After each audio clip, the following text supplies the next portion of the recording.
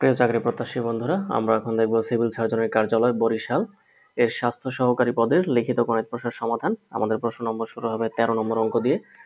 আমাদের 13 নম্বর অঙ্কে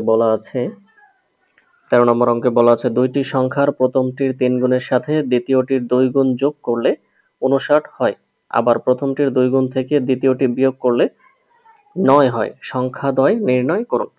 তো আমরা ধরি প্রথম সংখ্যাটি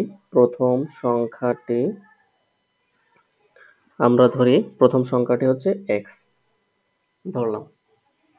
দেন হচ্ছে আমরা ধরি দ্বিতীয় সংখ্যাটি হচ্ছে y।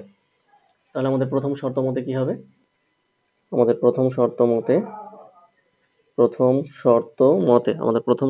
হচ্ছে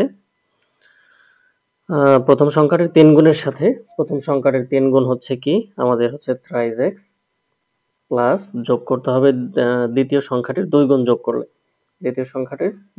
যোগ করলে আমাদের হবে হচ্ছে 59।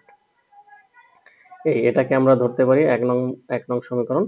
আমাদের দ্বিতীয় শর্ত মতে আমরা এখানে যদি লিখি, দ্বিতীয় শর্ত মতে কি বলা আছে? আবার প্রথমটির 2 গুণ থেকে, মানে প্রথমটার 2 গুণ থেকে দ্বিতীয়টি যদি আমরা বিয়োগ করি আমরা পাবো হচ্ছে 9। এখানে আমাদের সংখ্যাদ্বয় নির্ণয় করতে বলা আছে। এটি আমরা ধরে নেই সমীকরণ 2। এখন আমরা লিখতে পারি 2 নং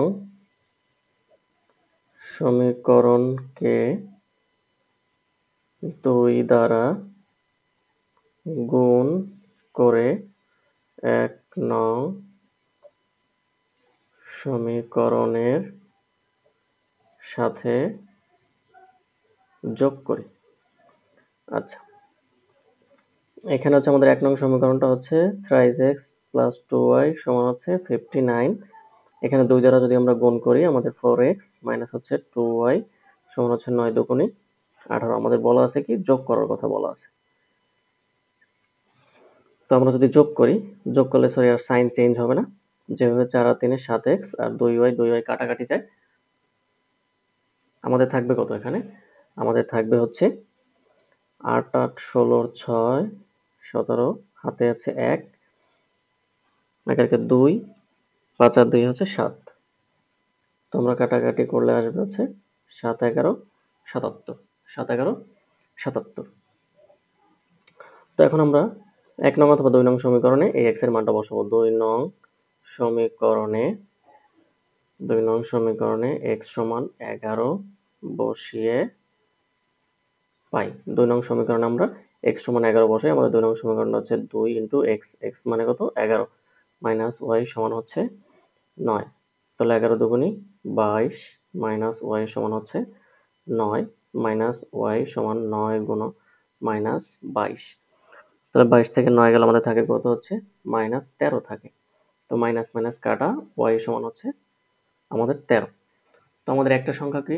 আমাদের প্রথম সংখ্যাটি। সুতরাং প্রথম সংখ্যা হচ্ছে 11 এবং আমাদের দ্বিতীয় সংখ্যাটি হচ্ছে 13। এটাই হচ্ছে আমাদের প্রশ্নের উত্তর। বন্ধুরা, আমাদের পরবর্তী প্রশ্ন হচ্ছে 14 নম্বর প্রশ্নে আমাদের বলা আছে 14 নম্বর প্রশ্নে বলা আছে মিতা একটি কাজের অর্ধাংশ 10 দিনে করতে পারে, রিতা একই পরিমাণ কাজ 15 দিনে করতে পারে। তারা একত্রে একটি কাজ সম্পূর্ণ শেষ করতে কতদিন লাগবে তাদের? তারা একত্রে সম্পূর্ণ কাজটি কতদিনে শেষ করতে পারবে, এটা জানতে চাওয়া হয়েছে। তাহলে আমরা এখানে দেখি আমাদের কি আছে। মিতা 10 দিনে করে কতটুকু?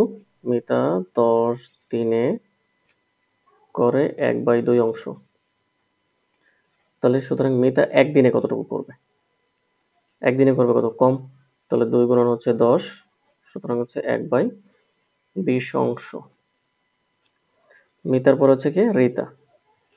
রিতা এই সেম পরিমাণ কাজ করে কত দিনে? 15 দিনে। তাহলে 15 দিনে করে হচ্ছে হাফ অংশ। তাহলে কি হচ্ছে? রিতা এখন একদিনে করবে কতটুকু? রিতা হচ্ছে একদিনে করবে কম। 2 গুণন হচ্ছে 15, তাহলে 15 দুগুণে 1/30 অংশ। ঠিক আছে। তাহলে মিতা এবং রিতা উভয়ের কাজ আমরা একদিনে কত করে সেটা বের করতে পারলাম। তাহলে তারা একত্রে একদিনে কতটুকু করতে পারবে? তারা একত্রে একদিনে করে, তাহলে মিতা করে একদিনে হচ্ছে 1/20 আর রিতা করে একদিনে হচ্ছে 1/30। এটাকে যদি আমরা লসাগু করি, এটাকে আমরা লসাগু করলে কত হবে? 30 দুগুণে 60, তাহলে 3 করে 60, 30 দুগুণে 60, 5, 5 12 60, 1/12 অংশ। তাহলে তারা একত্রে সম্পূর্ণ কাজটি কতদিনে শেষ করতে পারবে? তাহলে সম্পূর্ণ কাজ শেষ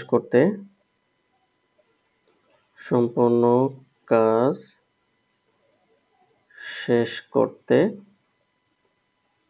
সময় লাগবে। তারা এতটুক করে হচ্ছে কতদিনে? একদিনে।